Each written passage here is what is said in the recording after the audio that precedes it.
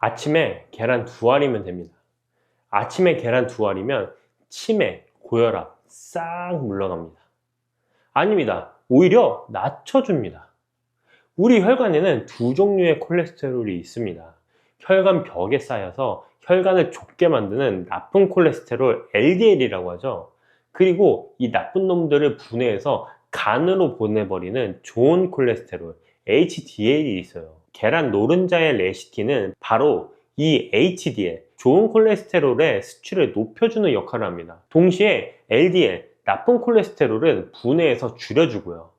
그러니까 콜레스테롤이 걱정돼서 노른자를 버리셨던 분들은 콜레스테롤을 잡아주는 성분을 같이 버리고 계셨던 거예요. 실제로 미국 식사지침자문위원회에서 5년간 연구한 끝에 음식으로 먹는 콜레스테롤은 혈중 수치에 별 영향을 주지 않는다고 발표했습니다. 일본 정부도 건강 안내서에서 콜레스테롤 섭취 한도를 아예 삭제했어요. 우리 몸에 음식으로 콜레스테롤이 들어오면 간이 알아서 생산량을 조절하기 때문에 혈중 콜레스테롤에 큰 영향을 주지 않는다는 게 이제 정설이 된 겁니다. 50대가 넘으면 우리 몸에서 세 가지가 동시에 무너지기 시작하는데요. 근육, 뼈, 그리고 뇌입니다. 근육부터 볼까요? 해마다 근육이 조금씩 빠지는데 본인은 잘 모르세요. 그러다가 어느 날 계란 오를 때 무릎이 시큰해지고 앉았다 일어나는 게 힘들어지는 순간이 옵니다. 근육을 지키려면 양질의 단백질을 꾸준히 드셔야 하는데 고기는 가격이 만만치 않죠. 닭가슴살도, 한우도 매일 드시기엔 부담이 아주 큽니다. 뼈도 마찬가지예요. 특히 여성분들은 폐경 이후에 골밀도가 급격히 떨어지거든요. 뼈에 칼슘을 붙이려면 비타민 D가 꼭 있어야 하는데 우리나라 국민 중에 비타민 D를 적정량 섭취하는 비율이 고작 5.8%밖에 안 됩니다. 10명 중에 9명이 부족하다는 거예요. 그리고 뇌기능, 이름이 입에서 맴도는데 안 나오고 방금 뭐 하려고 했는지 깜빡하고 집중력이 예전같지 않은 거, 이건 뇌에서 기억력을 담당하는 물질이 줄어들고 있다는 신호입니다. 이 세 가지를 한꺼번에 잡아줄 수 있는 음식이 뭐냐? 바로 오늘 말씀드린 계란입니다. 그것도 아침에 두 알이면 충분합니다. 근데 많이들 이 부분을 잘못 알고 계세요. 아까 말씀드렸듯이 콜레스테롤 걱정 때문에 계란을 피하시는 분들이 정말 많거든요. 특히 어르신들 사이에서는 노른자는 빼고 먹어야 한다는 이야기가 상식처럼 퍼져 있어요. 그래서 일주일에 한두 개만 조심조심 드시거나 아예 안 드시는 분들도 계시거든요. 이렇게 계란을 피하시면 어떤 일이 벌어지냐면요, 가장 싸고 가장 쉽게 섭취할 수 있는 양질의 단백질을 놓치게 되는 겁니다. 고기를 잘 못 드시는 어르신들, 중년 이상 여성분들 중에 저는 고기 못 먹어요 하시는 분들이 꽤 계시거든요. 이런 분들에게 계란은 거의 유일한 단백질 공급원이에요. 그마저도 콜레스테롤 걱정에 안 드시게 되면 근육은 계속 빠지고 뼈는 약해지고 뇌 건강에 필요한 영양소도 부족해지는 악순환에 빠지는 겁니다. 진료실에서도 고기를 못 드시는 어르신들께 가장 먼저 권하는 게 찐 계란이라고 해요. 실제로 고기는 안 드셔도 찐 계란은 잘 드시는 분들이 많거든요. 그렇게 계란으로 단백질을 채우면서 근육도 지키고 건강도 챙기시는 분들을 많이 봤다고 합니다. 계란 하나에 80칼로리, 단백질 7g입니다. 이 가격에 이 영향을 줄 수 있는 음식이 또 있을까요? 그러면 계란에 정확히 뭐가 들어있길래 이렇게 좋다는 건지 하나씩 제대로 짚어드리겠습니다. 자, 첫 번째는 단백질입니다. 계란 하나에 약 7g의 양질의 단백질이 들어있어요. 우리 몸에 필요한 필수 아미노산 9가지가 균형 있게 다 들어있어서 영양학에서는 계란 단백질을 기준 단백질로 삼을 정도입니다. 이 두 알이면 14g, 이게 닭가슴살 반덩이와 맞먹는 양이에요. 근데 가격은 비교가 안 되죠. 계란만큼 가성비 좋은 단백질 식품은 찾기가 어렵습니다. 다이어트 하실 때도 마찬가지입니다.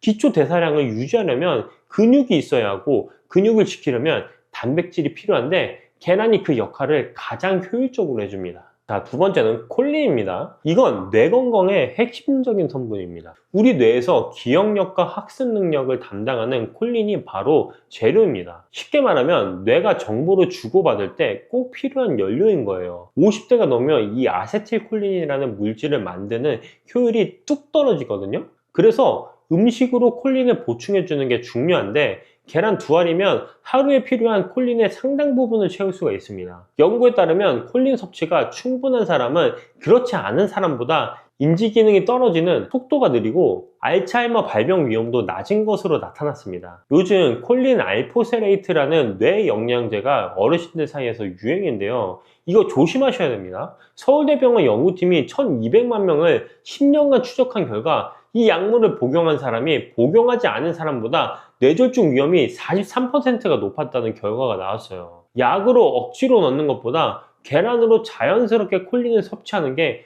훨씬 안전하고 효과적인 겁니다. 자, 세 번째는 루테인과 지아잔틴입니다. 노른자가 왜 그렇게 노란색인지 아시나요? 바로 이 성분들 때문인데요. 루테인과 지아잔틴은 눈의 황반이라는 부분에 쌓여서 자외선이나 스마트폰 블루라이트 같은 유해한 빛으로부터 눈을 보호하는 선글라스 역할을 합니다. 나이 들면서 황반변성이나 백내장 걱정하시는 분들이 많으시죠? 계란 노른자가 이걸 예방하는 데 도움을 줍니다. 특히 계란의 루테인은 채소에 들어있는 것보다 체내 흡수율이 훨씬 높다는 게 큰 장점입니다. 노른자의 지방 성분이 흡수율을 도와주기 때문이에요. 자, 네 번째, 비타민 D입니다. 아까 말씀드렸죠? 뼈에 칼슘을 붙이려면 비타민 D가 꼭 필요하다고. 아무리 칼슘을 많이 드셔도 비타민 D가 없으면 소장에서 흡수가 안 돼요.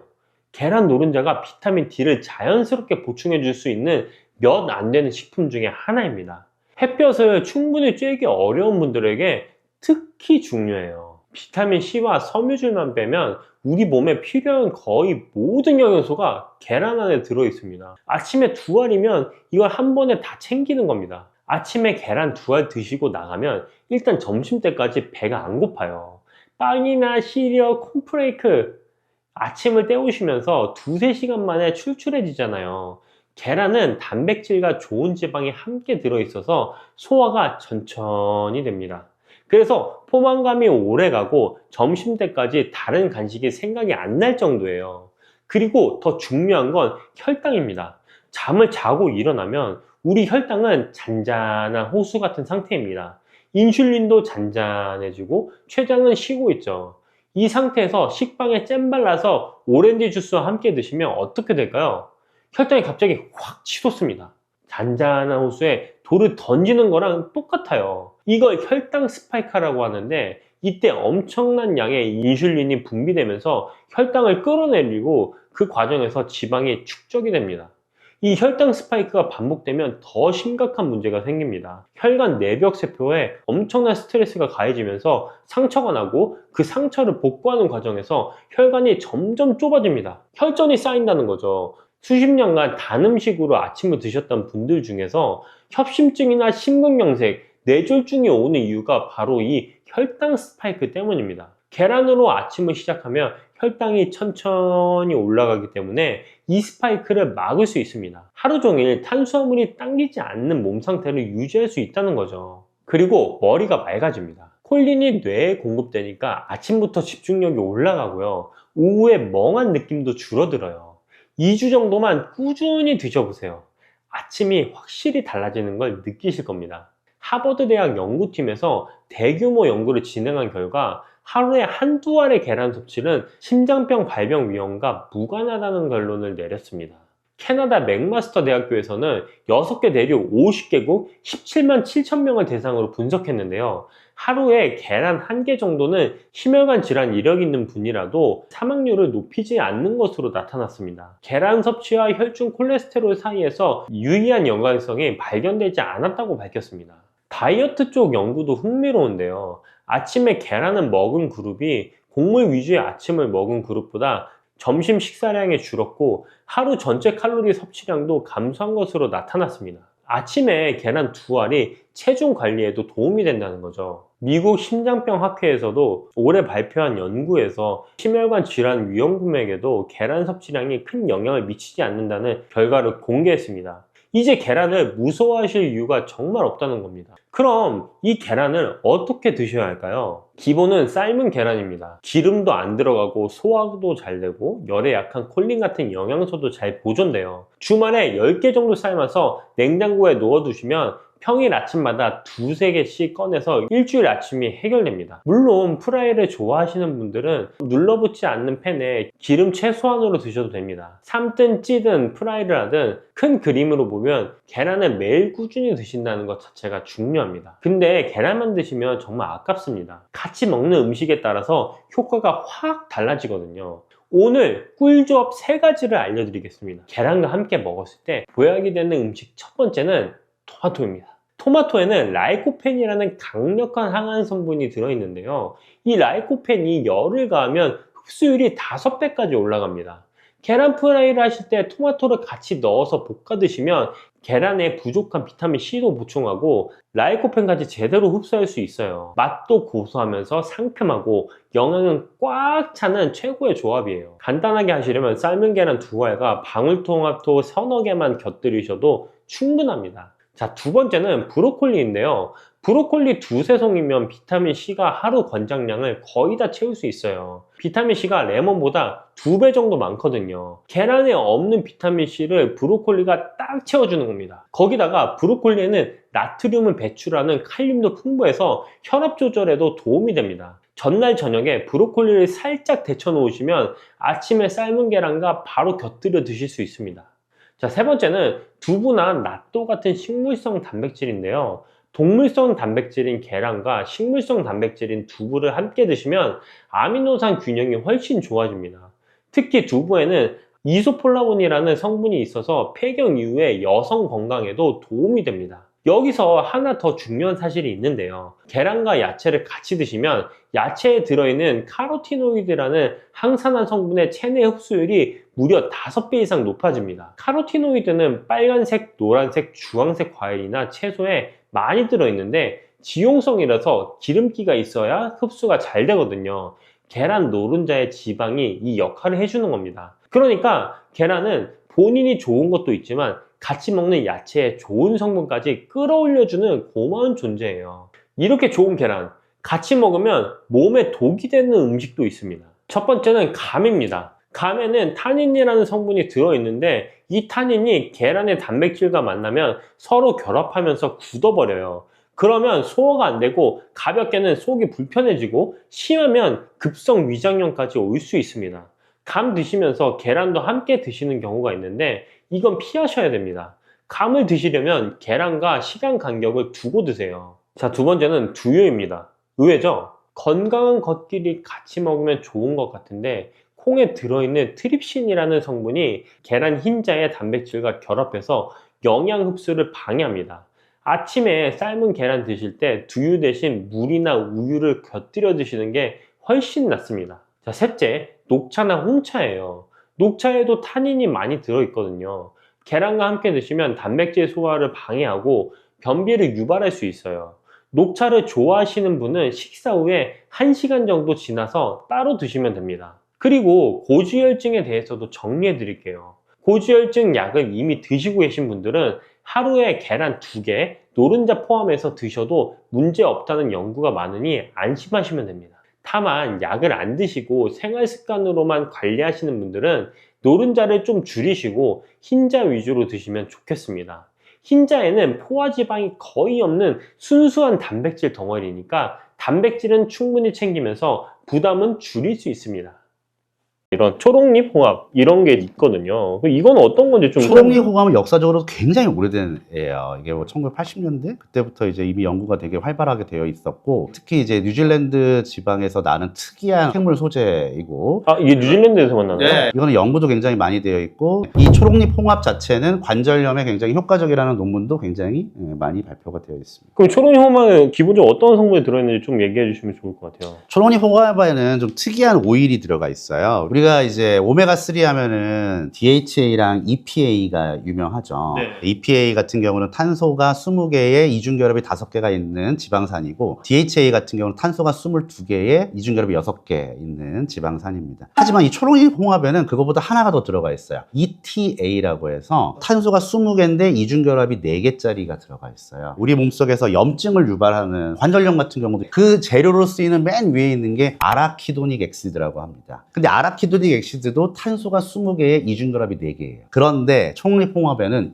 ETA가 들어가 있죠. ETA가 에코사 테트라 에노익 엑시드인데, 그러니까 얘는 EPA보다 아라키도닉 엑시드의 패스웨이에 더 잘 들어가고, 얘가 거기에 껴서 들어가면 밑에서 나오는 물질들이 다 항염증, 염증 반응을 확 죽여버리는 거죠. 오메가3도 항염증 효능이 굉장히 좋다고, 만성염증을 억제하는 데 되게 좋다고 하지만 초록잎 홍합에 들어가 있는 ETA가 키 성분이에요. 키 성분. 그게 들어가 있기 때문에 이 초록잎 홍합을 복용을 했을 때 관절염 뿐만 아니라 더 나아가서는 만성염증을 완화하는 데도 굉장히 도움이 될 수 있다. 실제로 ETA는 굉장히 특이한 성분입니다. 관절염과 관련된 임상은 굉장히 많이 되어 있어요. 조금 더 생각을 확장을 해보면 ETA라고 하는 성분은 염증 반응을 완화시킬 수 있다. 현대사회에서 대사증후군이나 인슐린 저항성, 만성염증 이런 부분들이 여러 가지 성인병의 원인이 되는데, 제가 이제 개인적으로 초록잎 홍합에 대해서 생각을 해보면 이 소재가 굉장히 그런 부분들을 억제하는데 굉장히 도움을 줄 수 있다. 단지 관절염뿐만 아니라 대사증후군이나 만성염증이 있으면 살이 잘 안 빠지는 체질이 돼요.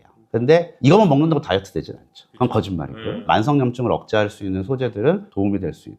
제가 개인적으로 공부하면서 느꼈던 부분들은 초록잎 홍합이 굉장히 사람들 건강에 도움을 준다는 생각을 해봤고요. 그리고 초록잎 홍합 자체는 무릎 관절의 성분으로 사용될 수 있는 여러 가지 성분들이 있어요. 콘드로이친 뭐 이런 것들이에요. 그러니까 그런 성분들도 함유되어 있다. 그렇기 때문에 초록잎 홍합 제품들 중에서는 오일만 빼서 먹는 부분들이 있고요. 요 같은 경우는 초록잎 홍합 자체를 분말화해서 먹는 부분이 있어요. 오일로 나온 제품들 같은 경우는 오일만 집중적으로 먹기 때문에 염증을 완화하는 능력은 분말에 비해서 좋을 수 있지만, 분말은 오일뿐만 아니라 관절의 재료가 될 수 있는 성분들까지 같이 들어가 있기 때문에 글루코사민, 콘드로이친 이런 애들은 연골의 재료를 주는 거예요. 염증을 완화시키는 대표적인 성분은 ETA라고 하는 지방산이 있다. 이렇게 보시면 돼요. 이런 식품 같은 걸 좀 보면 그런 게 좀 궁금하긴 해요. 여기서 보면 25,000mg이라고 들어가 있는데 초록잎 홍합에 어느 정도가 들어간 건지 25g 정도 되니까요. 뭐 홍합으로 따지면 한 8개 정도 들어가 있다고 보일 수도 있겠네요. 홍합의 크기에 따라 다르겠지만 하여튼 홍합이 기본적으로 조금 많이 농축이 되어 있다는 걸 표현하기 위해서 환산을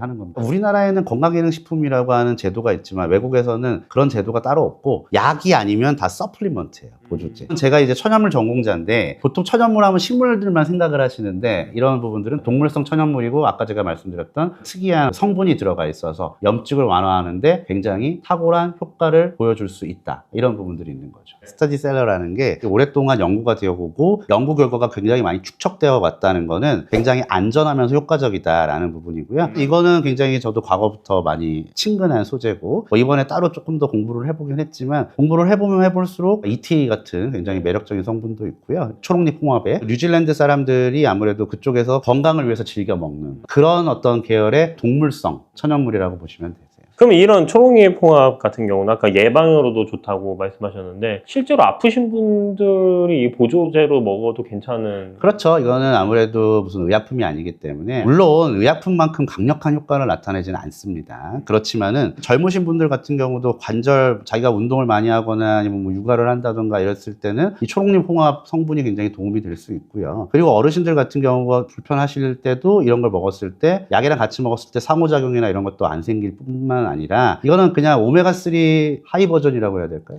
하이. 왜냐면 ETA가 들어가 있기 때문에. 프리미엄. 그래서 오메가3랑 같이 드셔도 전 좋을 것 같아요. 필수지방산 같은 경우는 많이 드시고, 오메가3도 굉장히 괜찮을 뿐만 아니라 굉장히 좋은, 오메가3보다 훨씬 더 직접적으로 아라키도닉 엑시드에 의한 염증 매개 물질을 차단할 수 있는 ETA라고 하는 성분이 들어가 있기 때문에 예방적 차원이라든지 아니면은 실질적으로 관절염에 걸리신 분들이 간접적으로 도움을 받을 수 있다. 이 정도로 보시면 될 것 같습니다. 저 같은 경우는 오메가3를 매일 한 알 정도 먹거든요. 이것도 같이 한 알 정도 먹고. 맞아요. 더 좋을 것 같아요, 저는. 박사님 같은 경우는 그럼 이거는 아침에 먹나요? 저녁에 먹나요? 그건 상관없나요? 이거 상관없어요. 이거는 솔직히 상관없고, 뭐 하루에 한 번 정도? 하루에 한 번 드시는 게 좋고, 요거는 식사하고 드시는 게, 오메가3도 이왕이면 식사하고 드시는 게. 아, 그래요? 저 공복에 보통 먹는 편인데. 공복에 뭐 상관없어요. 근데 이제 지방이기 때문에 밥을 먹었을 때 우리가 지방도 같이 먹잖아요. 그때 지방을 분해하는 효소가 나와요. 그런 의미에서 이런 기름에 잘 녹는 지용성 성분들 같은 경우는 식사 식사 후에 드시라. 그리고 오메가3 같은 경우는 가끔 어취가 올라오는 경우가 있기 때문에 더더욱더 식사 후에 드시라 라고 하는 건데, 그렇다고 해서 공복에 먹으면 안 되냐? 아니에요. 그냥 공복에 드셔도 돼요. 관절은 오늘의 내 관절이 제일 좋다. 그 관절이 망가지는 속도를 어떤 식으로 관리하는가가 중요한 포인트다. 이렇게 보시면 될 것 같아요. 그래서 이러한 보조제 같이 초록잎홍합처럼 이 논문이 엄청 많이 보고되어 있어요. 관절염과 관련해서. 그래서 보조제로서 이러한 초록잎홍합 같은 경우를 드시는 것도 굉장히 도움을 받을 수 있다. 이렇게 보시면 될 것 같아요. 저희 초록홍합 구독자 특가로 저희가 안내를 해드리고 있습니다. 그 영상 더보기란 누르시면은 평소에 이제 초록홍합 관심 있으신 분들은 확인해 보시면 좋을 것 같습니다. 자, 그리고 마지막으로 006레스 초록잎 홍합에 대해 설명하도록 할게요. 일단 이 006레스의 초록잎 홍합은 100% 뉴질랜드산에 100% 뉴질랜드에서 가공되었습니다. 보통 초록잎 홍합하면 다 뉴질랜드산이라고 하는데 막상 보면 호주에서 제조했다는 경우가 많잖아요. 근데 006레스 초록잎 홍합은 뉴질랜드 현지에서 제조되고 현지 면세점에서 판매되는 제품입니다. 자, 그리고 원산지만큼 중요한 게 함량이잖아요.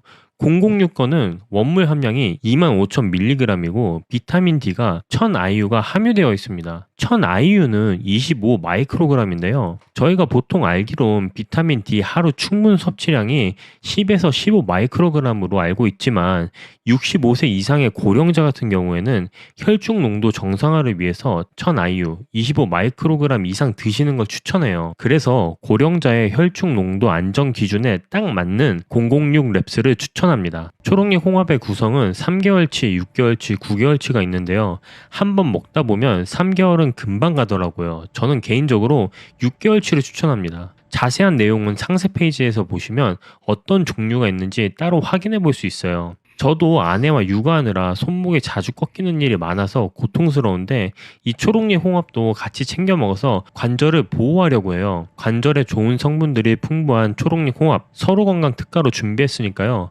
영상 더보기란 클릭해서 가장 싸게 가져가세요. 저 같은 경우는 아무래도 이제 박사학위도 받았고 약국에서 이제 근무도 하고 있고 약사로서 제가 활동을 하고 있지만 제일 중요한 거는 근거 기반입니다. 근거가 있어야 돼요. 근거 없이 그냥 이게 좋더라 하는 것들은 경계를 해야 되는 부분이고요. 근데 이 초록잎 홍합이라고 하는 이 천연 소재 같은 경우는 아까 제가 말씀드렸다시피 여러 나라에서 여러 연구진들이 한 결과들이 쭉 나와 있거든요. 초록잎 홍합을 통해서 관절염뿐만 아니라 더 나아가서는 염증 관리. 이 염증 관리라는 게 이제 현대인들은 과영양화가 돼 있기 때문에 이 염증에 취약해요. 소위 말해서 살찐다라는 거는 만성염증을 가지고 있다 이렇게 보시면 돼요. 그런 부분들을 잘 관리를 해야 되는 거고 만성염증 관리가 현대인들의 어찌 보면 가장 큰 숙제입니다. 그런 의미에서 이 초록잎 홍합 같은 경우는 그러한 염증 반응을 굉장히 낮춰줄 수 있다. 그렇기 때문에 초록잎 홍합은 저는 개인적으로 굉장히 매력적인 천연물 소재가 아닌가 이렇게 생각합니다. 감사합니다. 감사합니다. 간식 하나 고르는 것도 참 쉽지 않으시죠? 뭔가 먹고 싶은데 속은 부담스럽고 치아도 예전 같지 않고 그렇다고 아무것도 안 먹을 수는 없잖아요. 중장년층 어르신들이 부담 없이 즐길 수 있는 건강 간식을 소개해 드리려고 해요. 그냥 맛있는 거 소개하는 게 아니라 언제 드시면 좋은지, 하루에 얼마나 드시면 되는지, 뭐랑 같이 드시면 더 건강할지 다 말씀드릴 거예요. 끝까지 보시면 오늘 당장 따라 하실 수 있습니다. 자, 그럼 바로 시작해 보겠습니다. 건강한 간식들 이것저것 드셔보셨을 겁니다. 건강한 간식 하면 뭐가 떠오르세요? 첫 번째로 견과류죠. 딱 처음 떠오르는 게 견과류이실 거예요. 이 견과류는요 정말 좋은 성분이 많이 있는 간식이긴 한데 딱딱해서 치아에 부담스러울 수 있습니다. 나이 드실수록 이 문제가 생각보다 크거든요. 두 번째로는 과일이 있습니다. 과일은 혈당 걱정되시는 분들이 마음 놓고 먹기가 어려워요. 세 번째로는 요거트가 있는데요. 처음 며칠은 먹다가 결국 금방 질려버립니다. 결국 맛있으면 속이 부담스럽고 속 편하면 맛이 없고 이 두 가지를 동시에 잡는 게 생각보다 쉽지 않습니다. 그래서 여러 간식들을 계속 찾다 보면 결국 뭘 먹어야 할지 모르겠다는 분들이 많으세요. 그런 분들한테 오늘 딱 하나를 제안해 드리려고 합니다. 바로 떡입니다.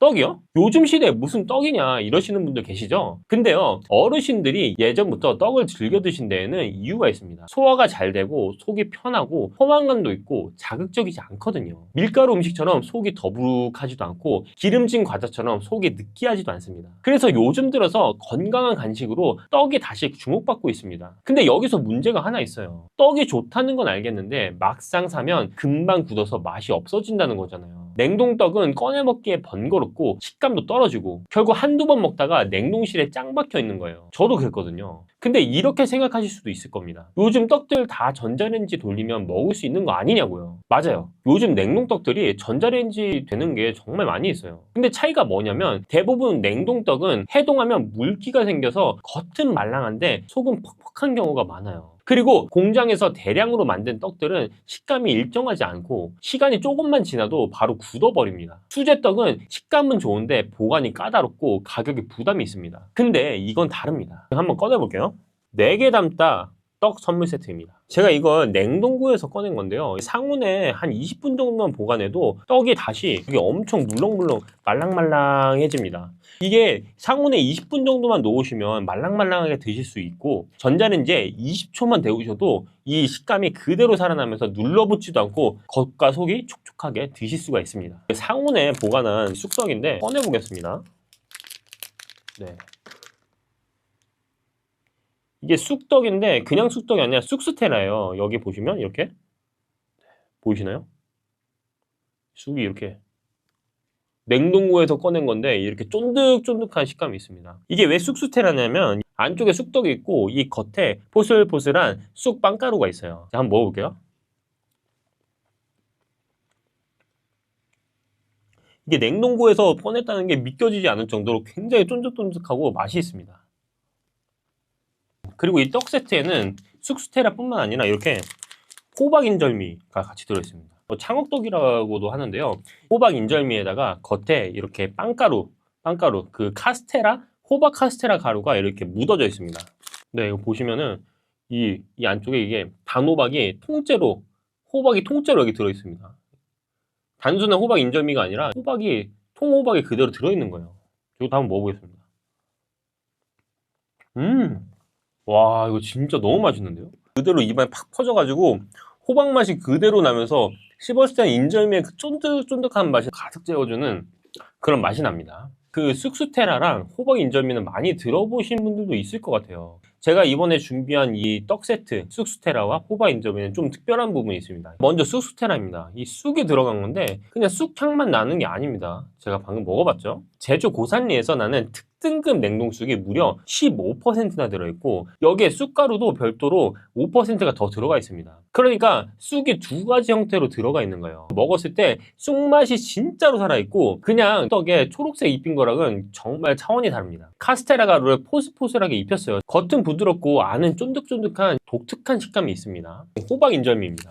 단호박이 20%나 들어가 있습니다. 제가 방금 전에 보여드렸죠. 떡 속에 딱 열어보니까 바로 단호박이 있다는 게. 시중에 단호박 맛 떡도 정말 많은데 대부분은 단호박 분말만 조금 넣은 거거든요. 이거는 단호박을 실제로 넣었기 때문에 먹어보면 그 차이가 확실하게 느껴집니다. 달콤한 단호박 향이 은은하게 올라오면서 인절미 특유의 쫀득함이 살아있습니다. 자, 이 떡 세트에 중요한 점이 하나 더 있어요. 왜 하필 이 조합이냐인 거예요. 쑥과 호박.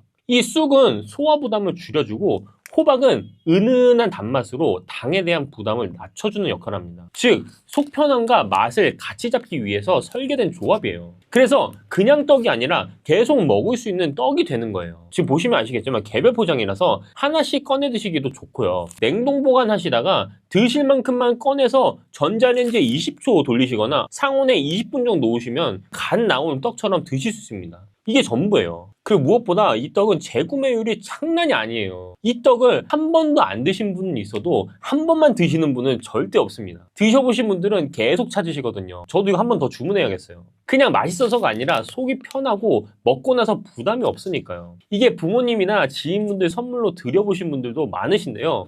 이게 뭐야? 떡이야? 하다가 한 입 드시면 이거 어디서 샀어? 바로 물어보신대요. 자, 이제 제일 중요한 걸 말씀드리겠습니다.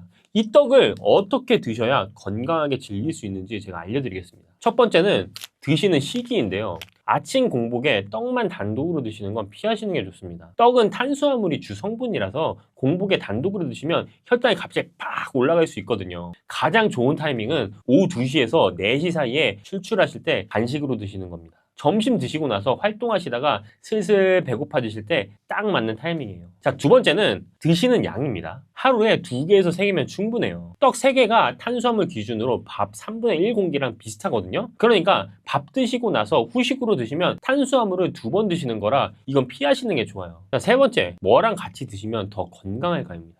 이 삶은 달걀이나 두부 한 조각이랑 같이 드셔보세요. 단백질이 함께 들어가면 혈당이 천천히 올라가서 오래 든든하게 드실 수가 있어요. 차와 함께 드시면 더 좋습니다. 보이차, 우엉차, 계피차, 녹차 이런 차들이랑 같이 드시면 혈당이 급상승하는 걸 방지하는데 도움이 된다는 연구도 있습니다. 김치나 나물 같은 섬유질 반찬이랑 같이 드셔도 포만감이 오래가요. 쉽게 정리하면 오후에 달걀 하나랑 우엉차 한 잔이랑 떡 두세 개 이렇게 드시는 게 가장 건강하게 떡을 즐기는 방법이에요.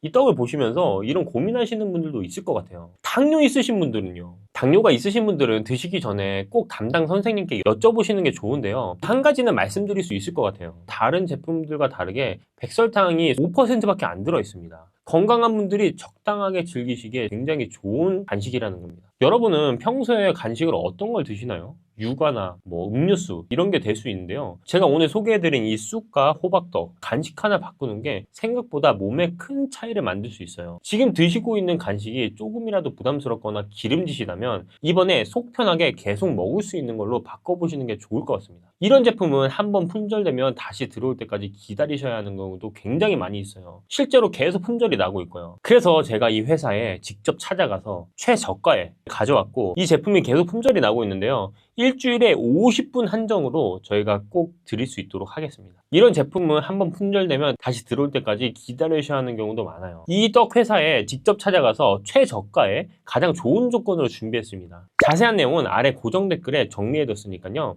꼭 확인해주세요. 오늘도 건강 잘 챙기시고요. 좋은 하루 되세요. 여러분, 블루베리 레몬청 들어보셨나요? 이게 차로도 드시고 에이드로도 드시고 요거트에 뿌려 드시기도 해요. 근데 왜 하필 블루베리에 레몬을 더하는 건지 이유를 아시고 드시는 분들은 많지 않으세요.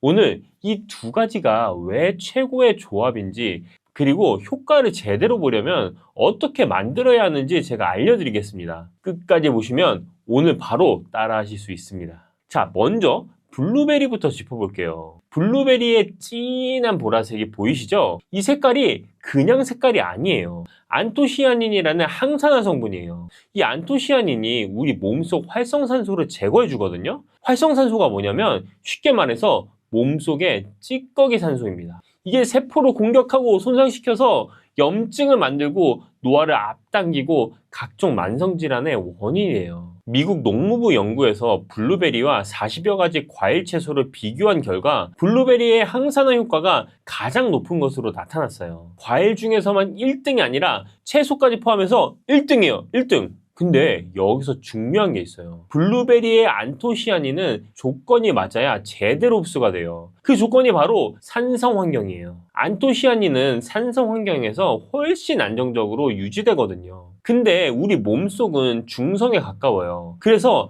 아무리 블루베리를 열심히 드셔도 안토시아닌이 흡수되기 전에 구조가 바뀌어 버리는 경우가 생겨요. 여기서 레몬이 등장하는 겁니다. 레몬은 구연산이 풍부한 강산성 식품이에요. 레몬즙이 안토시아닌 주변을 산성 환경으로 만들어줘서 안토시아닌이 훨씬 안정적으로 오래 살아있게 해줘요. 쉽게 말하면 레몬이 블루베리의 항산화 성분을 지켜주는 역할을 하는 거예요. 거기다 레몬에는 비타민 C와 플라보노이드가 풍부해요. 레몬 한 개 즙에 비타민 C 일일 권장량의 3분의 1이 들어가 있어요. 이 비타민 C 자체도 강력한 항산화 성분이에요. 즉 블루베리의 안토시아닌과 비타민 C가 합쳐지면서 항산화 효과가 배로 강해지는 거예요. 블루베리 레몬청이 단순히 맛있는 음료가 아니라 항산화 폭탄이 되는 거예요.